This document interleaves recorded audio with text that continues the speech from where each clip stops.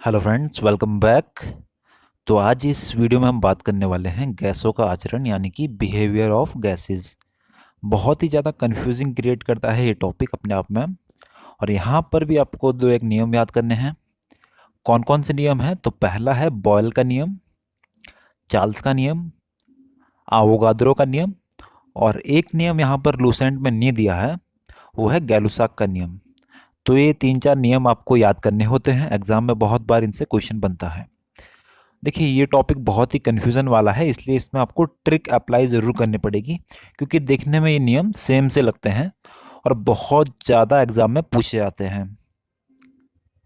तो चलिए, किस प्रकार से करना है इसको ट्रिक के माध्यम से, तो वही मैं आपको इस वीडियो में बताऊंगा।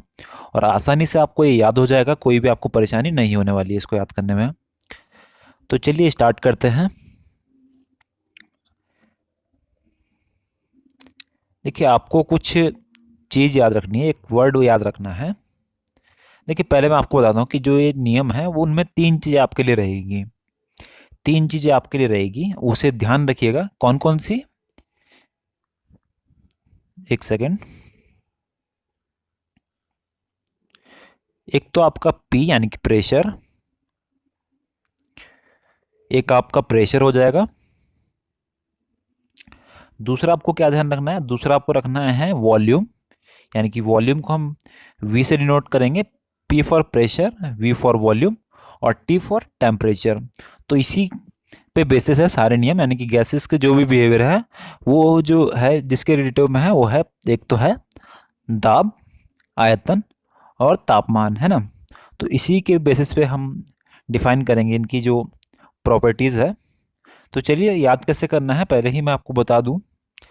तो आपको सिंपली ये याद रखना है, एक वर्ड है। देखिए, टॉपिक बहुत ज़्यादा कन्फ्यूजन क्रिएट कर रहा था, तो इसमें ज़्यादा अच्छी ट्रिक आसानी से याद होने वाली भी नहीं बन पा रही थी। पर जितना मैं मुझे लगा उतना मैंने इसे करा, और इसी प्रकार से मैंने इसे याद कर रखा है। देखिए, मैंने लिखा हुआ है, इसी प्रकार से मैंने इसे लर्न करा था, तो वही मैं आपके साथ शेयर करता हूँ। तो क्या ट्रिक मैंने बनाई थी? मैंने बनाई थी चाल वाट गैल पाट। ये वर्ड ध्यान रखिएगा, चाल वाट गैल पाट। देखिए, बहुत ही कन्फ्यूजन क्रिएट करेगा ये टॉपिक। अगर आप रट्टा मारेंगे तो बहुत चांसेस है कि एग्जाम में आप गलत कर दें। बस ये याद रखिए, चाल वाट गैल पाट, चाल वाट गैल पाट, चाल वाट गैल पाट, है ना। तो बस अब मैं बताता हूँ इसे कैसे आपको यूज़ करना है। क्या बोला मैंने? चाल वाट, है ना। तो चाल से तो हो जाएगा चार्ल्स, और वाट से हो जाएगा यानी कि वी और टी। तो बस याद रखना कि यहाँ पर वी डायरेक्टली प्रोपोर्शनल टू होता है टी के, यानी कि आयतन ताप के समानुपाती होता है। ठीक है। तो यहाँ पर कांस्टेंट क्या होगा? देखिए, हर तीनों नियम में कुछ ना कुछ कांस्टेंट होगा। तो यहाँ पर आपके दो चीज़ें तो आ गई, एक आ गया आपका वॉल्यूम, टेम्परेचर, तो बची क्या? प्रेशर। तो यहाँ पर कांस्टेंट हो जाएगा प्रेशर, है ना। थोड़ा समझिए बात को। चाल वाट, है ना, वाट यानी कि वी और टी। तो आपका वी प्रोपोर्शनल होगा टी के, और पी आपका जो होगा वो कांस्टेंट होगा यहाँ पर, है ना। सेम एज दूसरे वाले में होगा आपका गैल पार्ट, है ना। गैल पार्ट में आपका क्या हो जाएगा? यानी कि गैल पार्ट यानी कि गैलुसाक की बात कर रहे हैं। पार्ट यानी कि आपका जो इसमें है, इसमें आपका जो प्रेशर है वो डायरेक्टली प्रोपोर्शनल है टेम्परेचर के, और यहाँ पर जो कांस्टेंट है वो है आपका वॉल्यूम। देखिए, इस प्रकार से आपको याद करना है। यहाँ पर कांस्टेंट क्या है? वॉल्यूम कांस्टेंट है। गैल पार्ट यानी कि P proportional to T directly, है ना, अनुक्रमानुपाती। यानी कि ये बढ़ेगा तो ये भी बढ़ेगा, इस प्रकार से है। अब इसी से डेफिनेशन बन जाएगी आपके ना। डेफिनेशन अब मैं आपको बताता हूँ क्या बनी आपके। बॉयल के नियम में बाद में आपको बताऊंगा कैसे करना है।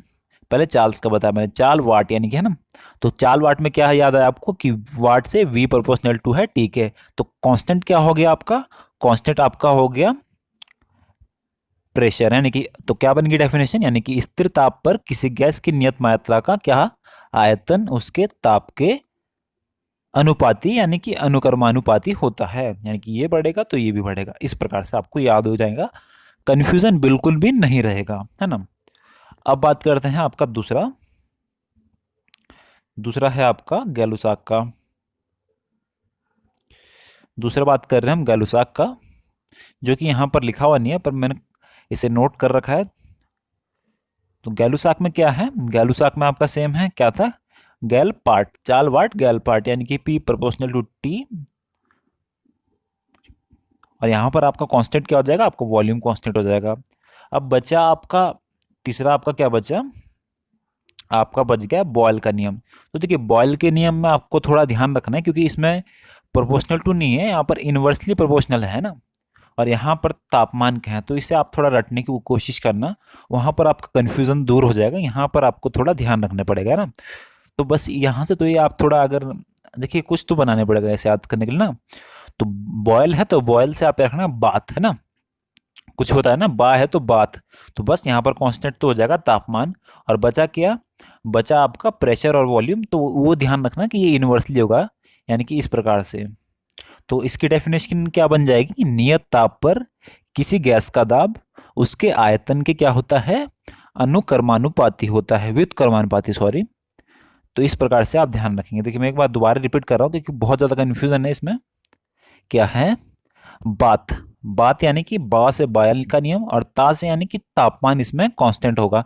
बचा क्या, बचा प्रेशर और वॉल्यूम, तो प्रेशर और वॉल्यूम क्या होगा, एक दूसरे के इन्वर्सली प्रोपोर्शनल। यहाँ से आपकी डेफिनेशन बन गई। और चाहें तो आप ऐसे भी याद रख सकते हैं, अगर आपको रटना ही है तो आप ऐसे याद रखिए P1 V1 बराबर P2 V2 है ना। तो इसे समझने के लिए आपको थोड़ा वो चाहिए दिमाग, क्योंकि ये यहाँ से यहाँ जाएगा, तो क्या आ जाएगा P1 प्रोपोर्शनल टू 1/V1। तो इससे भी आपका थोड़ा समझ आ जाएगा कि यहाँ पर ये इसके इन्वर्सली प्रोपोर्शनल है, यानी कि यहाँ पर कांस्टेंट क्या हो जाएगा, टेम्परेचर। तो यहाँ से आपकी डेफिनेशन बन जाएगी, और इस पर डेफिनेशन पे ही क्वेश्चन बनता है। बाकी जो अवोगाद्रो का नियम है इसे तो आप रट सकते हैं, आसान है बहुत। समान ताप या दाब पर सभी गैसों के समान आयतन में अणुओं की संख्या समान होती है, और कितनी होती है वो, एक मोल में कितने होते हैं, आपका जो एक मोल का आयतन होता है वो 22.4 लीटर होता है, और इसमें जो अणुओं की संख्या होती है एक मोल में वो होती है 6.022 10⁻23। इतने उसमें अणु होते हैं।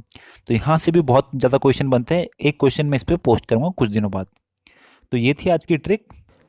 देखिए अगर आपको इसके बाद भी चीज़ें समझ नहीं आती है, तो अगर आपको कांस्टेंट जो टर्म है वो आप याद कर लेते हैं, तो भी आपका क्वेश्चन का आंसर आप एग्जाम में टिक कर पाएंगे, है ना। तो देखिए जो बॉयल के नियम है वहाँ पर टेम्परेचर कांस्टेंट है, और चार्ल्स के नियम में दाब, यानी कि आपका चाल क्या बोला था मैंने, चाल वाट, यानी कि वी और टी उसमें था, और कांस्टेंट क्या हो जाएगा, फिर प्रेशर हो जाएगा। गैल-लुसाक में क्या था, पार्ट, यानी कि पी और टी, तो वहाँ पर आपका वॉल्यूम कांस्टेंट हो जाएगा। तीन चीज़ें हैं ना, प्रेशर, वॉल्यूम और टेम्परेचर। तो इस प्रकार से भी आप कर सकते हैं।